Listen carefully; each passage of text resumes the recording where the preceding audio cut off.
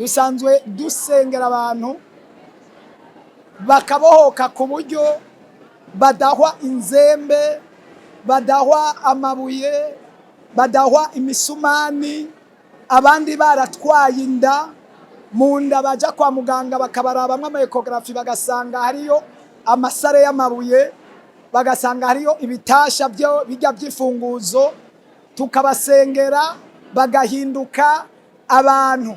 Uroye ku rubuga urabibona, baravyara, ingumba ziravyara, ibimuga biramuguruka, yabaza ku masheze rolante bavuye kwa muganga vyarananiranye.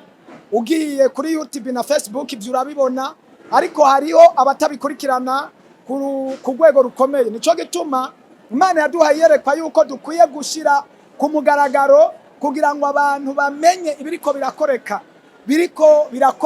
mw'iki gihugu cacu. Imana iracyakora ibitangaza kandi turizeye ko Imana izobikora. Nico gituma Imana yaduhaye yerekwa yo kuja kuri ETS kugira ngo abantu babone yuko Imana mu gihugu cy'u Burundi iriko irakora utwumiza.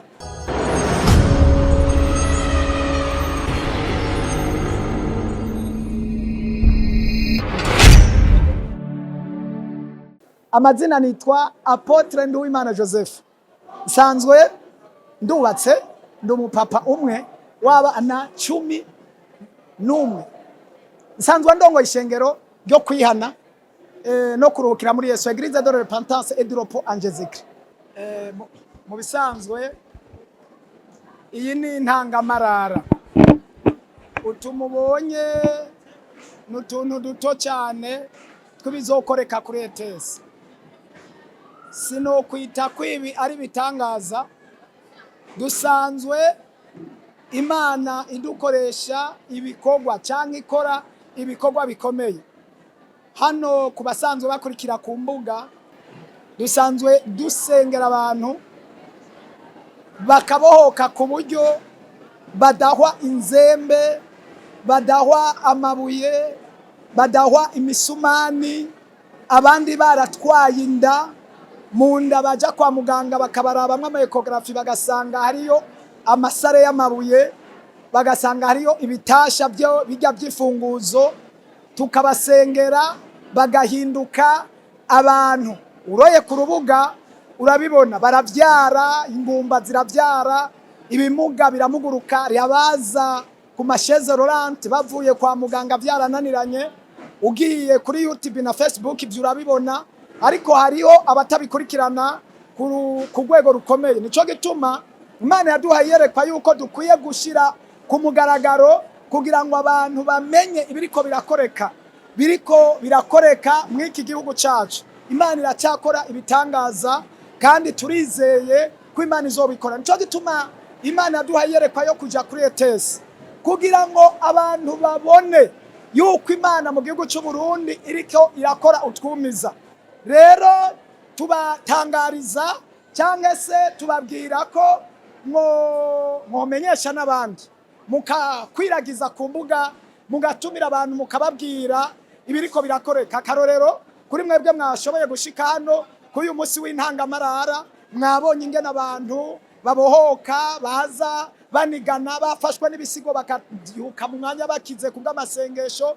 Apana umwe, apana babiri, apana batatu. Hariho bamwe bavuga ngo nivyo abantu bigirisha n'ibindi, mwiboneye n'amaso namwe. Ndizeye namwe ko mugiye kubwira batashoboye gushika hano kubera imbuga mukoresha zishika kure, kugira ngo mutumire abantu baze kubona ivy'Imana iriko irakora. Rero kuri ETS hazokoreka ibitangaza n'ibimenyetso. Turatumiye abantu rero abatashoboye kuba hano, abatazi biriko birakoreka, abari hagati mu gihugu, n'abari kwa muganga bifuza kuzokira ingwara izarizo zose. Imana irakiza amakanseri, amasida, amadiabete n'ibindi byinshi cyane. Ibimuga bikamuguruka, abapfa amatwi bakumva, abamugaye amaso bakabona. Muri make cyari ico twagomba kubabwira. Dufise intumbero zibiri zikomeye cyangwa zitatu. Ubwa mbere, mu gikorane tugiye gushya kizoba kuri ETS, tuzosengera igihugu cacu, dusengere indongozi z'igihugu cacu. Bibiliya iravuga neza yuko ahari amahoro ngo umuhoro uramwa.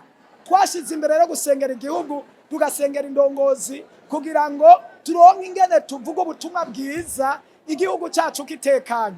Cyo ni cyambere cyatumye dutegura igikorane kugira ngo dukoranye amakungu n'amashengero dusengera igihugu cyacu n'indongozi. Ico ni cyambere. Kigira kabiri, turipfuza abantu ko bakora.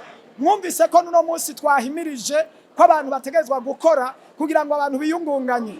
Iyo abantu bariko barakora, igihugu kiratera imbere, kikaronka taxi, kikaronka umugisha. Iyo abantu bariko barakora, imiryango iratera imbere n'ishengero rigatera imbere. Muri vision igihugu gifise n'uguteza imbere igihugu no gukora kugira ngo umunwa wose uronke icurya, umufuko wose uronke icushira mu mufuko. Unyakubahwa umukuru w'igihugu akibivuga, jewe nabaye wa mbere kuvyumva. Nico gituma nasizeho inyigisho zo guhimiriza abantu gukora. Ico ni cya kabiri. Cya gatatu, turagomba ko abantu bava mu vyaha. Abatunzwe n'imboregwa, ibyaha, ubusambanyi bave mu vyaha, bumva ubutumwa bwiza babohoke. Icya kane arico cya nyuma, turagomba ko abantu bose baboshwe mu mabohero atandukanye y'ubukene, kubw'impwemu mbi z'abadayimoni, kubwo kudakora. Abantu usanga batarongorwa, batarongora, batadandaza, bakora ibintu bigapfa, ibintu byose ubuzima bukononekara, ugasanga umuntu arafise ico yokora mugabo kigapfa kubera ubushobozi bw'umwijima. Twasizeho amasengesho yo kubohora abantu kugira ngo abantu baboshwe bose n'umugwanizi, kuko tutigirishije turazi umugwanizi arahari. N'ijambo ry'Imana riratubwira ngo cyazanye Yesu nukubohora ababoshwe n'umugwanizi. Satani Bibiliya nayo ivuga ngo cyamuzana nukwica, gutikiza, guhonya no kurandura. Abo bene gihugu ari karatikiza arandura nibo tugomba kwabohora umwami wacu Yesu. Niyo ntumbero itumye ico gikorane kihaba. Ishengero rya Repentance icyambere dutegerezwa gukora gusahiriza igihugu nukwigisha bene gihugu kugira ngo bave mu bujuju, bave mu bunebwe. Niyo mbona kazoza yo gukora kugira ngo umuntu wese akore, yiteze imbere, ateze imbere igihugu. Iyo ni inyigisho, kuko ahantu hose hari inyigisho. Icyambere kituma abantu bagira iyerekwa rigakomera n'inyigisho. Nico gituma turiko turateza imbere abantu mu nyigisho. Iyo umuntu agiye gukora aronka taxi acateza imbere igihugu kica gitera imbere. Si nivyo gusa, dusanzwe turiko turategura imigambi yo gukora amaproje yo kuzoteza imbere mu gusahiriza igihugu mu bijanye no kugira amashuri, mu bijanye no kugira inyubako z'ibitaro. Ivyo nivyo gufasha abene gihugu kugira ngo bashobore gutera imbere. Uwo mugambi turawufise, nico gituma twabaye abambere bo kugira iyo migambi. Tuhimiriza rero abene gihugu mu rwego rukomeye kugira ngo hampande yo gusenga bakore n'ibikorwa bishobora kubateza imbere. Uwo mugambi rero wo kubaka amashuri, wo kubaka ibitaro turawufise. Uwo nawe ni wo gufasha igihugu. Nta muntu n'umwe azobura aho aja, kuko ikibuga ni kinini, ariko twariteguye. Twararondeye amabisi azozana abantu abakura mu makaritiye. Nkuko bavuze ati kubera ikibuga ari kinini, twebwe ubwacu dusanzwe dufise amashengero atari make azoza, ariko kandi n'abanyagihugu benshi. Nico gituma twasizeho imiduga izozana abantu ku buntu, ibakura mu makaritiye yose, kuva za Kanyosha, za Gatumba, iyo za mu makaritiye yose y'igisagara, y'imicungararo gisagara. Twararondeye amabisi, amakwasteri, otrako azodeplasa abantu kugira ngo bashike bitabagoye, bongere batahe bitabagoye. Uwo n'umwiteguro udasanzwe uzosahiriza abantu kugira ngo bashobore gushika, bashobore kuzuza irya etesi. Turizeye ko rero etesi izokuzura nankeka. Ubwa mbere, gutegura umutima, nta muntu yotegura umutima adateguwe n'ijambo ry'Imana.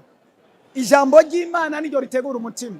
Umuntu yitegura kuza ahageze agahura n'ijambo ry'Imana rihingura umutima wiwe. Bisigura iki? Rimuha amahoro, rimuha ituze. Aba yahuye n'ivyamukomerekeje, yagendanye n'ibikomere byinshi, arushe, aremerewe, ahageze rero ahura n'ijambo ry'Imana riruhura umutima wiwe. Nico gituma zagwaye agataha akize, umutima we ukanezerwa. Nico gituma za atasezerana afise, yarabwiwe ko kwa muganga atazokira, agahura n'igitangaza, agacatahana amashimwe, agasubira mu rugo, umutima wiwe ubunezerewe. Rero ijambo niryo ritegura umutima. Turiteguye kwigisha, hari amasemineri azoba hari ku munsi wa gatanu tuzogira seminari y'ugwaruka kugira ngo dutegure ugwaruka kubaka igihugu no kubaka kazoza k'igihugu. Iyo ni seminari izotegura ugwaruka. Murazi ko no mumbona kazoza igihugu ugwaruka bariko bararuha ibijanye no kubaka no gukora ibijanye amakoperative. Natwe mu migambi dufise mu kwigisha ugwaruka tuzobigisha kwiyungunganya no gukora no gutezanye imbere mu migambi n'amaproje kugira ngo bashobore gutera imbere mu gwaruka. Ku munsi wa gatandatu wa Vamidi dufise inyigisho z'abakozi b'Imana n'abadamu babo. Turazi neza ko iziza guhona ngo zihera ku nama. Mu bakozi b'Imana baguwe neza bagahuza umutima n'inama hamwe n'abafasha babo bakubaka bakagenda banezerewe bazubaka ishengero rigende neza. Rero turiteguye ko mu nyigisho z'abakozi b'Imana zizobategura nabo gukomeza ishengero mu bijanye n'inyigisho. Nico gituma premidi naho hazoba hariho inyigisho za deliverance, kubohora abantu baboshwe mu buryo butandukanye. Iyo turiko turaraba Yesu nta muntu yigera akorako yavuga igitangaza ngo kibe kica kiba. Turabona n'igihe isuri yari mu bwato abigishwa bagize ikibazo gikomeye baramuvyura barakomanga. Yavuze ngo umuyaga ceceka, ntiyagiye kuwufatako. Yavuze ngo suriranya y'amazi tekana, ntiyagiye kuyakora ko yaciye atekana. Ni ijambo rirema.